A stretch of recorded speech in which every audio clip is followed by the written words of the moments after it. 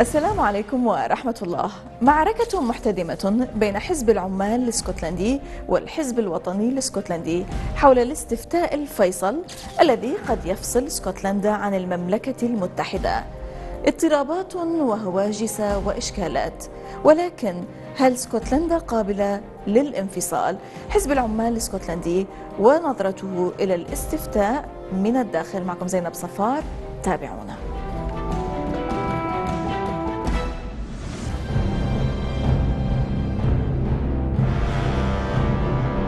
صلبة وقوية في وجه خصومها السياسيين هي النائبة في البرلمان الاسكتلندي وقائدة حزب العمال الاسكتلندي جوان لامونت، التي انتخبت في أول برلمان اسكتلندي عام 99. النائبة عن مقاطعة بولاك التي تعد الأفقر في مدينة غلاسكو انتخبت قائدة لحزب العمال الاسكتلندي عام 2011.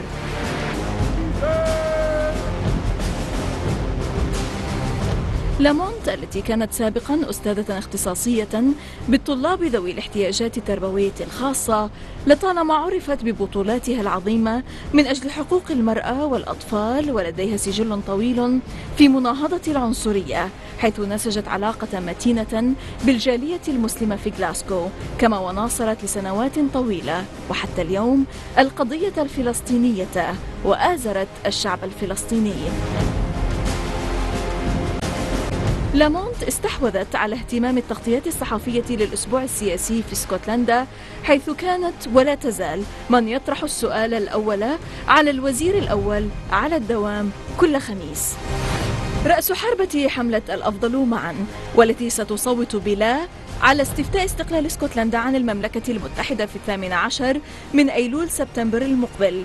كيف تشرح موقف حزبها ودوائرهم الانتخابية من عملية الاستقلال، وكيف تفسر هجومها الحاد على من يريد الاستقلال من الأحزاب الأخرى؟ ولماذا أضحت المعركة بين حزب العمال الاسكتلندي والحزب الوطني الاسكتلندي مفصلية لنتائج الاستفتاء؟ وهل حصول اسكتلندا على استقلالها يعني تفكك حزب العمال الاسكتلندي؟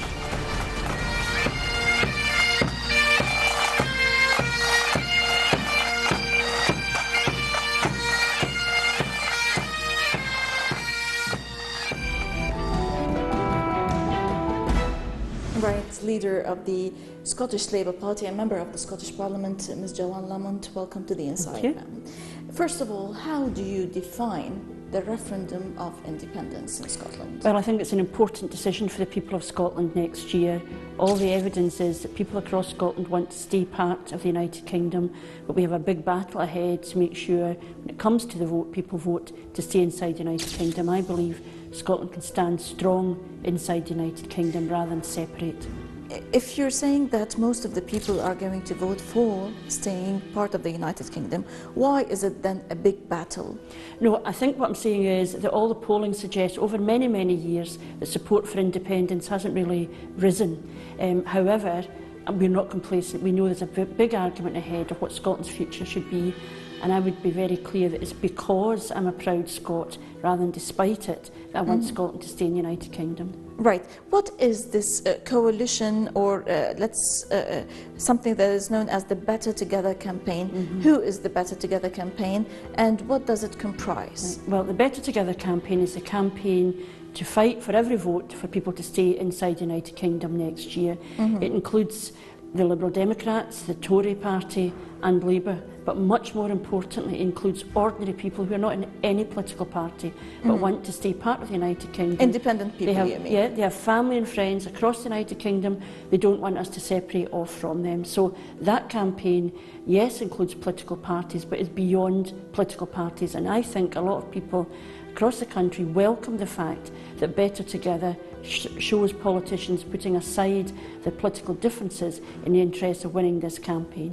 Now, let's speak a bit technically. What does the independence of Scotland from the UK actually means? Well, that's a question you would actually have to ask the party who want to separate off, because they tell us that it makes everything different. Complete change, we would be an independent country, but at the same time they're now saying we would keep the Queen, we would stay in Europe, we would keep the pound, even although there's an argument about whether the rest of the United Kingdom would want that to happen or not. So it's very difficult now to define what independence is, but I can define what Scotland inside the United Kingdom is.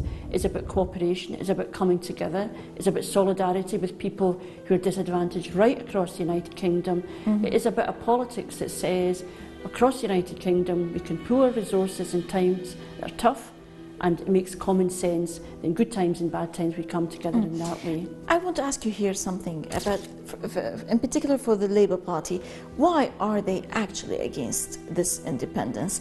And who doesn't like to be independent? You know, what makes you so scared of the idea of independence? Is it these technicalities? No, I'm not scared of the idea of independence. What I want is a country where we address problems of poverty, disadvantage, how we have a strong economy and shared prosperity.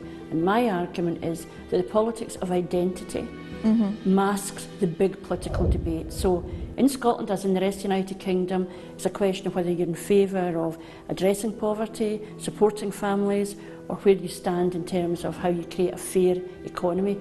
These are things that are not defined by your identity, they're about the political choice you make. And the SNP would want us to believe that we're different, we have different values from the rest of the United Kingdom, but I know there are people right across the United Kingdom who believe in the same things as I do and want to win that argument, that it is the business of government to make sure our children have a good chance. It is the business of government to make sure that older people are not vulnerable. And these are issues for everyone. They're not defined by our identity, they're defined by the political choices we make. And I think that is almost where we get a confused debate. We create the impression that by simply separating from the rest of the United Kingdom, we inevitably address these problems. That's not true. It's a political choice that allows you to address these problems. And these are the problems that you long stood up for and you fought for, actually. We're going to come back to these problems and how you fought for them. But at the opening day of the Labour Party's annual conference in Brighton, you severely attacked the Scottish National Party, saying, quote, SNP is running a campaign of deceit to get Scots to back next year's independence referendum. Why this heavy attack against the SNP? Because I think it's really important we understand what the choices are. Now, the SNP will tell us that they want independence because we've got a Tory government, but they wanted it when we had a Labour government. They will tell us they want independence because we've got particular changes in welfare, but they would want independence even if those changes were not going through. They create the impression to whoever they're talking to, we can serve your interests and needs. Well, in fact, you can't. You have to make political choices. And I do think the SNP are dishonest when they say you need to now vote for independence because we have a Conservative government. They voted down Labour governments in the past, they denounced Labour governments, and now are saying, actually, this is about the Tory party, and I think that's dishonest. Why is the Labour Party taking this matter so personally and saying that if, in case Scotland gets its independence of the UK, it's going to deal a severe blow to, it's going to be the end actually of the Labour Party after 113 years. That's not really the point I'm making. It is clear for those of us who are in the Labour Party. This is what we've, you know, one of the points we make to a Labour audience across the United Kingdom about why the referendum matters is that the strength of the Labour movement, the strength of the movement's women's movement, the environmental movement across the whole of the United Kingdom will inevitably be weakened. That is one argument we make, but the more important argument is that the deceit that separate constitutional politics addresses questions of injustice and inequality. It doesn't. It doesn't, because whatever your constitutional arrangement, you have to win the argument for women's rights, for a green economy, for an economy that creates good jobs for people rather than exploits them. It doesn't matter what the constitutional arrangements are. I know that if Scotland were independent, these would still be the political arguments you would need to make. What the SNP says is that inevitably, because you change the constitution, these things will happen. And what they do in prosecuting their case, they tell business what they want to hear, they tell the trade unions what they want to hear, they tell our communities what they want to hear. But there is nothing inevitable about that, and I want a politics that actually focuses on the real issues, because what we have in Scotland currently is a government on pause, is not addressing the big issues around an ageing population, not talking about our care system, not talking about what's happening in our schools, but using all of these arguments to prosecute a constitutional case that they believe in good days and bad. They are the biggest bloc in the Parliament, the SNP. What does that mean? Well, it's Does a that recognition. mean that the people, you know, It's a recognition of their electoral have success. confidence, perhaps? It's a recognition of their electoral success. We don't doubt that whatsoever. They did extremely well in 2011, and we did very badly. What I think happened in 2011 was the SNP themselves said, vote for us because we're competent, vote for us, we care about your issues. Independence doesn't really matter. And the reality now is that when they got their overall majority, they've done nothing but talk about independence. So you have government ministers who are responsible for education, responsible for health, responsible for the economy, say, we can do this and this, but we can't really do anything until we have independence. They're using all of their energies, all the power of the state to make the case for independence, rather than addressing the here and now of the vulnerable person not getting the care they want, the children, like my own children, in secondary school not getting the resources they need, and the economy not being addressed, the big issues around the economy not being addressed. Now, according to observers, ma'am, the battle between Labour and the SNP over the coming year is central to the referendum's outcome. How do you explain this? Well, I think that there are no doubt that the argument between Labour's vision for Scotland strong inside the United Kingdom and the SNP's vision of separating off from the rest of the United Kingdom is the key battle area, is where people are. And your supporters are going to decide it seems. Well, in the West, this is what they say. We can make no presumptions about how anybody will vote. We need to make the case. We need to have a confident argument about why Scotland can stand strong in the United Kingdom. There are some who would want to suggest you're not as Scottish if you don't believe in independence, you don't care enough about ordinary people if you don't support independence. This is the attack against Mr Miliband. So the Labour case has to be today what it is about a progressive party like the Labour Party is that says we can make a better case inside the United Kingdom. And I just think, as I did when I was a school teacher, there were children in my classroom in Glasgow who were disadvantaged because of political choices that were being made by the Tory government. But there were children in classrooms in Cardiff, in Newcastle, in Manchester, in Belfast who were experiencing the same things because they were children who came from a particular background. So the politics of Labour is to address all of those needs rather than separate ourselves off from it. Now, how do you wrap up the opinion polls so far? There was one opinion poll that have been done concerning the independence. Well, there was one opinion poll that suggested that the polls were narrowing, and this was, of course, an opinion poll that was largely damaged by evidence that activists who are very strong views on independence were involving themselves in that. However, we read the opinion polls, it looks as if people still want to stay in the United Kingdom, but we know there's a long way to go. There's a big political argument ahead of us. We need to make that case with passion, with commitment and with confidence. We're not apologising for it. We have a different vision of Scotland's capacities inside the United Kingdom. We look at the opinion polls, but much more importantly, what we need to do is go out and talk to people and reflect their concerns. And every day people speak to me about their concerns about Scotland separating off from the United Kingdom, what it would mean for them in terms of their jobs, what it would mean for their families, and what upheaval there would be to what purpose. And that's the second bit of the argument, actually. Change is sometimes worthwhile if you can see what the consequence of that would be.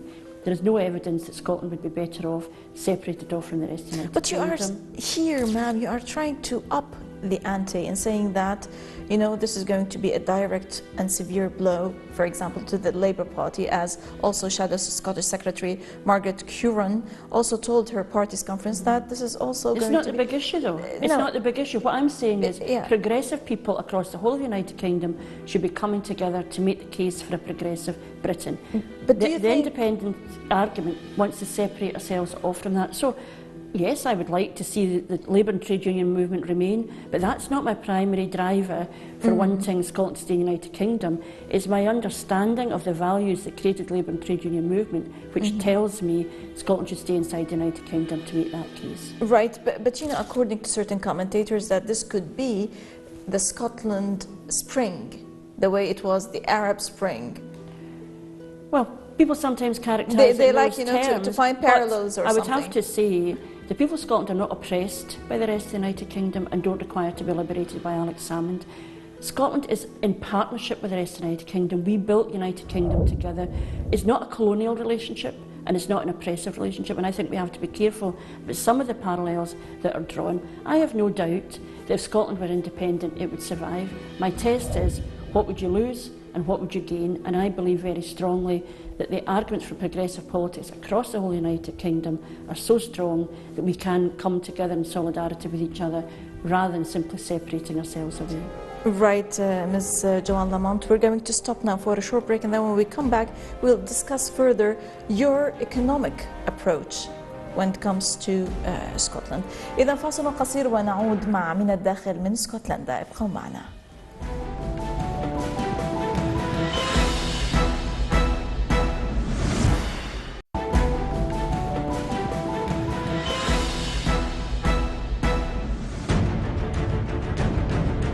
بالنسبة إلى حزب الوطنيين فإن تعاسة الناس في اسكتلندا ليست بالخطأ الذي ينبغي تصحيحه، بل هو فرصة يجب استغلالها. وبالنسبة إليهم فإن المظالم ليست مسألة يجب معالجتها بل يجب تغذيتها.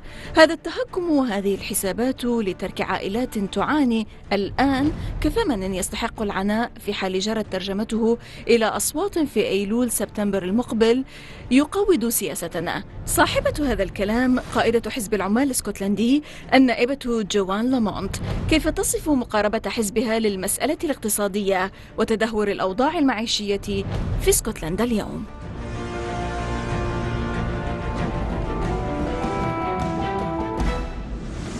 I suppose my absolute desire, like your programme, is to make sure we talk about the real world.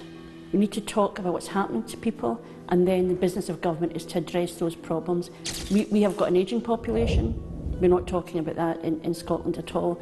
There's a danger of our young people being the lost generation in terms of employment, and we're ending up cutting funding for colleges at the very time when young people should have an opportunity. So my vision for the economy is that we focus on creating good quality jobs, but we find ways of making sure there's shared prosperity too. So in government, looking at where is disadvantage, what are the barriers to people achieving educational excellence, what's the barriers to them accessing jobs, and understanding the pressures that families are under. And we talked about at our conference about the cost of living crisis. We're talking about people who are no longer certain about what their income is from week to week because they have what are called 0 hours contracts. They've got no guarantee of work. They're worried about the cost of heating their homes, and they're worried about the cost of feeding their children. We need to understand that these things are part of the business of government, and both at a UK level and a Scottish level currently we have governments who want to paint a good picture of themselves because their project is to do well in 2015 or to do well in the referendum in 2014. And I just think that we need to find a way of drawing on people beyond politics, whether the people who are working in business, the trade unions in our communities, to understand properly the challenges people face economically, socially every day, and find solutions to these problems. And the business of government is to listen, to shape their thinking, and then to act. Now, actually, ma'am, part of your political interests were addressing issues about tackling poverty and women's rights and the rights of disabled people and other groups who experience discrimination. How far were you successful in addressing these issues? Well, when we were in government, we did make huge strides. We lifted many, many children out of poverty. We addressed the questions of older people, the poverty they were facing, and we talked about the quality of our services. People be able to rely on the National Health Service, to rely on education. We funded these things because we understand how important they are to people's life chances. And so we now have a Conservative government who explain the global financial crisis not by saying out of control bankers making decisions that they did not have to live with the consequence with. They don't blame them. They say the fault was spending money on teachers and on doctors and on care workers. And I think that is completely wrong. It cannot be right that we build an economy on the backs of people not being properly supported in their homes, in their schools, in their colleges, in their workplace. And we need to rebalance the discussion around the economy and to make sure it is linked to people's lived experience as well. Right. Now let me just take you a bit to the Middle East and the Arab world and the Labour Party politics when it comes to such places. And actually we've seen that Labour Party leader Ed Miliband, he voted no and he voted against a strike against Syria and which actually, you know, the Prime Minister Cameron, Mr. Cameron said, well, I was kind of betrayed by Miliband. How did you see such kind of, why did Labour resort to voting? I think that David Cameron resorted to party politics when he said that, because I think what you saw in the debate in the Parliament was grave concern about what was happening in Syria, and we can't, I mean, the scale of the humanitarian disaster as a consequence, both for Syria but its surrounding countries, is massive, and we really need to focus on that. But I think what was being said by the Parliament, and particularly by Ed Miliband, we need to learn the lessons of the past. Yes, we see the dangers that are faced, but we mustn't rush. We must make sure we know the evidence. We need to see what the United Nations is saying, and we need to have an international response, and I think that is what is now happening, and that negotiation and that discussion now is precious, but at the same time we must, I think, address the humanitarian problem. We understand that humanitarian problem will probably not be addressed fully until we have stability, but I know there are now people who are working on that. So I think that the debate in the Parliament showed a desire to act against grievous harm to children, but also to make sure in acting we didn't make things worse, and I think that's what we've ended up. But why didn't you act to do the same when it was the war against Iraq? Well, I think people will say that we learned from Iraq, that actually to show that you need to know the evidence, you need to see what the United Nations is saying is really, really important. And I think actually the way in which the issues have now progressed reflect on that, and there is no doubt that if there had been a vote in the Parliament to act, there would already have been bombing taking place, and military action would have taken place, and the question would be, does that protect anybody who's vulnerable to the Assad regime? Probably not. Is it going to progress the talks on peace? Probably not. So it wasn't about either you supported David Cameron or you didn't care. I think it was about ensuring we follow the evidence and the international community holds together in this question. Do you think that you were fundamental actually in trying to restrain Prime Minister Cameron from going into a strike against Syria, and consequently restrained Obama administration from going into a war against Syria? I think it's given the opportunity for the world just to breathe. Because the people were shocked, It was a question of giving the world a chance to pause, to reflect on what's happening and questioning, if we do this, what are the consequences? Just the scale of the challenge, the problem, and how do we then address that? And I think it was a feeling of being rushed into this without the confidence that the people in the region, the people in Syria themselves, would be better protected by that action. I think was an important pause. And actually what you've now seen is the American government and others really beginning to negotiate what can we achieve. And I think that is actually a step in progress. It's not simply been a stepping back and turning our heads away. Sure, right. Now, let me just shift a bit to the issue of Palestine. You know, the Labour Party, and yourself in particular, ma'am, you've been a long-standing supporter of Palestine and the rights of the Palestinian people. But don't you think to a certain extent that with this so-called Arab Spring, there was a kind of sidelining of the Palestinian cause, coercive sidelining of the Palestinian cause, no more mentioning of it, no more talking about it, no more talking about negotiations whatsoever? I think that must be the fear that because horrendous things are happening in one place, the world gets distracted and we don't pay attention to actually what's happening. And the history of the Palestinian question in Labour politics was first of all to get people to recognise that there was a problem to be addressed at all. And very courageous people spoke out and spoke up for what was happening. Palestinian people themselves, obviously, and the idea that actually the international community had to listen, I think was very powerful. We support the two-state solution, and we recognise that there are negotiations going on. And the fear is that because of everything else, it's all too difficult. These things can't be sorted. And I actually think you're right to alert us all to the fact that because the world is attending to X, we don't pay proper attention still to those voices that are telling us about the injustices that are being inflicted on the people in Palestine. But I know that in Scotland and across the United Kingdom, that movement is still very strong and very powerful. Why? Why? I mean, how can we understand this kind of support, strong support for the Palestinian people and their rights? I think it's maybe going back to what I talked about earlier about solidarity. understanding where people are suffering, the obligation to try and support. And one of the interesting things probably in Scotland, and it'll be true across the United Kingdom too, people make the political case and they stand in solidarity with people who speak themselves about the experience of folk within Palestine. But also there are practical things that people do. And when you bring together the political campaign with the practical humanitarian support, not just describing the problem but being part of supporting people who are living through that process, I think that's very powerful. And I think it speaks to something, not just in Scottish people, it speaks to humanity probably, across the world. But it is important that we don't get blinded to injustice in one part of our global community because there's something really dreadful happening somewhere else. And I think that is a huge challenge, but I do know that those people who champion the cause of the Palestinian people are very strong in that campaign, and they are so passionate. Yes, and those voices, passion, commitment, solidarity can't ever be silenced, can it? Your view concerning the negotiations between the Palestinians and the Israelis, do you see any light at the end of the tunnel that coincides, such kind of negotiations, also with the continuous land grab and the illegal settlement constructions and the violation of the Al-Aqsa Mosque and the killing of the Palestinians? Well, I think we have to have optimism. The fact that negotiations are continuing are really important.